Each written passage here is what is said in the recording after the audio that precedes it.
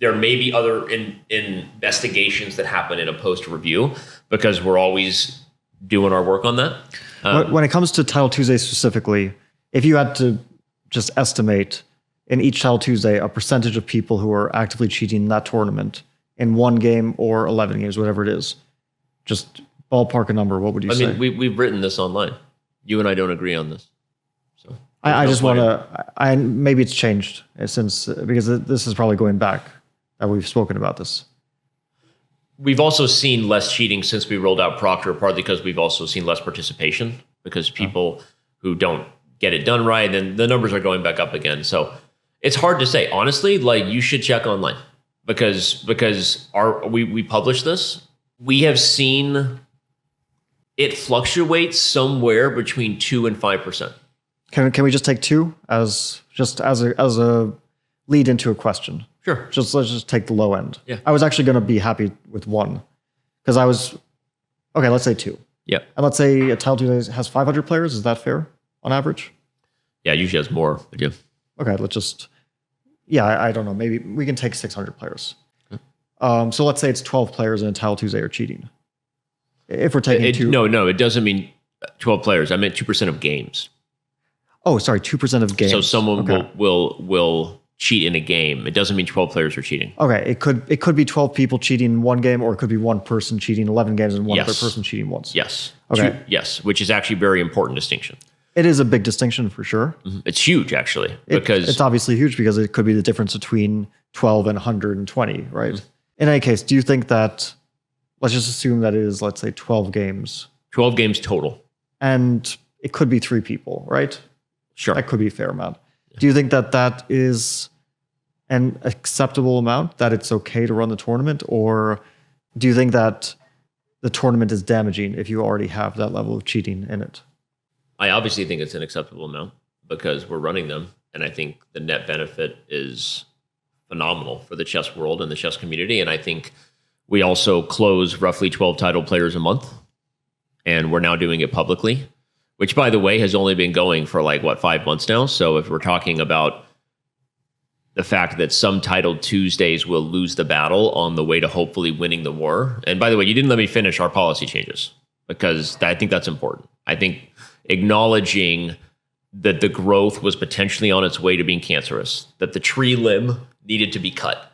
The policy we established of we are going to be this level of forgiveness and this liberal and even help people rehabilitate in a way that put us in a position where people felt like we were covering secrets and we were providing no accountability.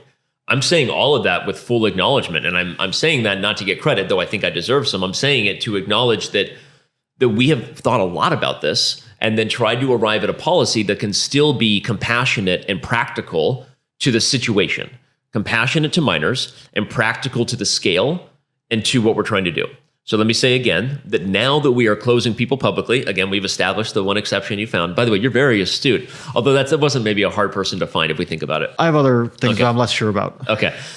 And I would bet they all fall under the same category, that the cheating occurred before our policy change, just so you know, because we are doing it publicly now. We have no reason not to. And we have close and bigger names who are threatening to sue us. We're actually doing it publicly. It's not a policy we're continuing. If you cheat in a prize event, you're closed publicly.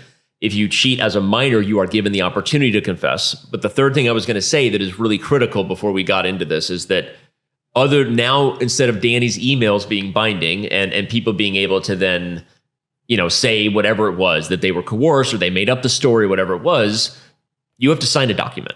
You have to sign a legally binding document that acknowledges what you did and that you are on your last chance account.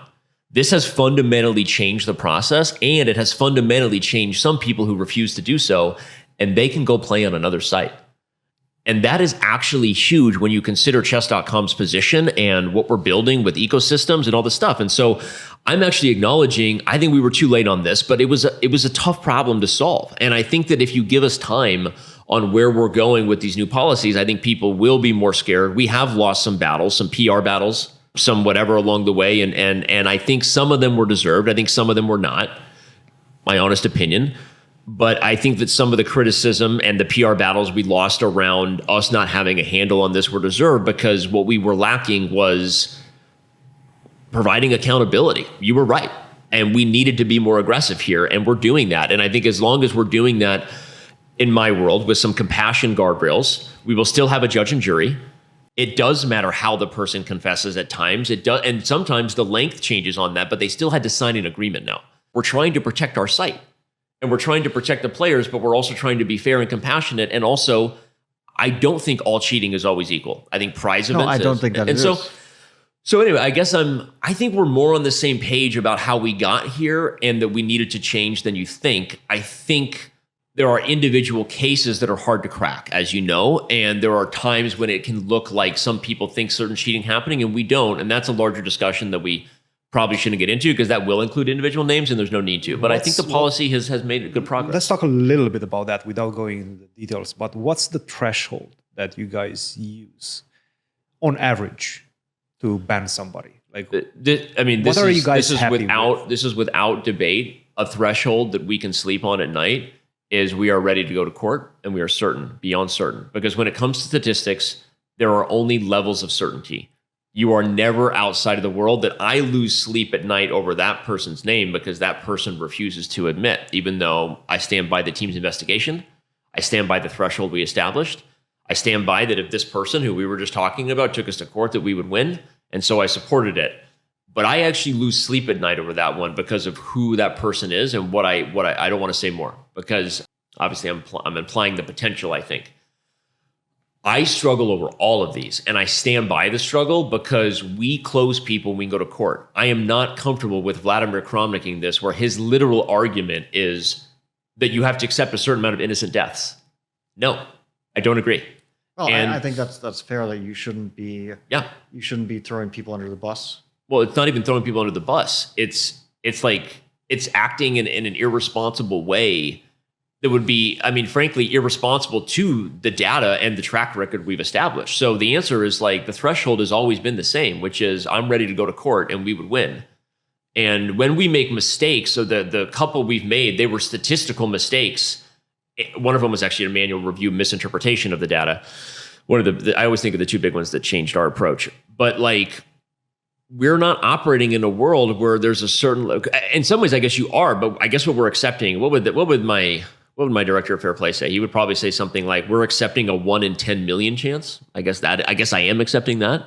But do you still think that is too aggressive or too not aggressive? Lenient.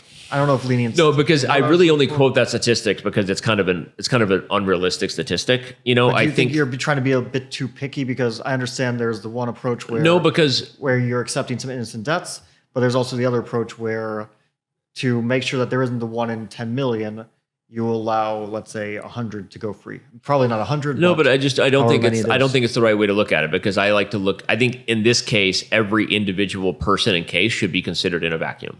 And you either believe it or you don't. And we have a staff of amazing grandmasters who put so much effort into this. We have a staff of amazing statisticians. We have boundaries that we've set up that are practical and compassionate, and also penalties that needed to become harder. That's why I was combining the word punishment and penalties.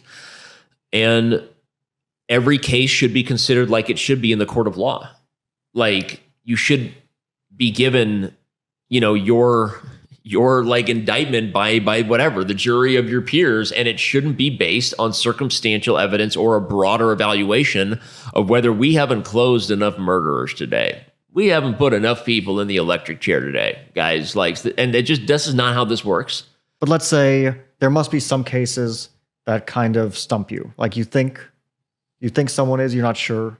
Your personal view. You think someone probably is cheating, for sure. But you can't be sure, and I stand by the process that we see have. Those every week.